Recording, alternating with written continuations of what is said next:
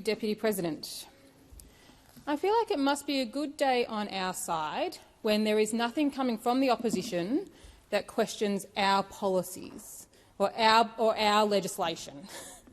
Because what the questions that we received today are things that WA Parliament is doing. I don't know if they've realised we're actually in the federal parliament, and they should be maybe asking some questions, attempting to criticise some of the things that we're doing here. But they want to focus on what the WA Parliament is doing. I think the question is actually really simple. Do you value Aboriginal cultural heritage in this country? We've heard that both sides of this place agree that having a national conversation about protecting our cultural heritage in this place is something that we should all be doing, because we actually don't want to see something like the Juukan Gorge happening again. Would we? There was national outrage, rightly so. And if those opposite are now saying that they are happy for something like that to happen again, that we shouldn't be having a conversation about protecting our ancient history in this place, then you are wildly out of step with the Australian people. Wildly out of step with the Australian people, if that's what you think. The destruction of cultural heritage in this place is acceptable, because that's what I hear from across the other side.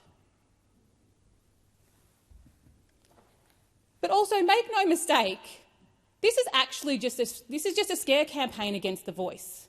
That's all that this is. That's the only reason that you would bring it to this place. So not only do you not want to hear from First Nations people about the things that are affecting us, you're also quite happy with the destruction of our heritage. Your heritage, actually, too. That's what you're saying. You don't want to hear from us, you don't want to see us either, on any of your country, at all. The conversation that is ahead of this country right now is about bringing us together. It is about listening to First Nations people about things that affect us and you. We want to have conversations about protecting our cultural heritage, not actually just for First Nations people. Because protecting our cultural heritage in this country is for everybody. It's for everybody. It's something that we should all be incredibly proud of and feel like we own a piece of. 46,000 years gone in a blink. Thousands of Australians travel every year to see places around the world like Stonehenge and the Vatican and the Colosseum because they're thousands of years old. We've got such a treasure here in this country of our own history. And those opposite are happy to lay the foundation for that to be destroyed, because that's exactly what I'm hearing from the other side. Fear-mongering, scare campaigns from the other side. The proposal that is before the Australian people is simply about a couple of things.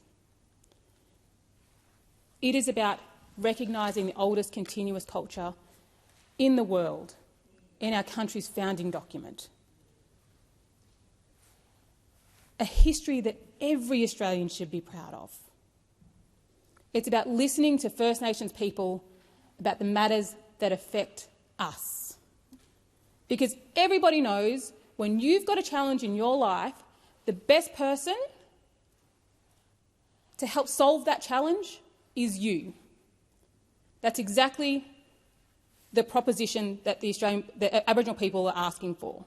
We want to be engaged on issues that affect us. And at the end of the day, it's about better results, actually. We don't want to continue to live in a world where we are not equal. I don't want my sons to inherit a world where they are not equal.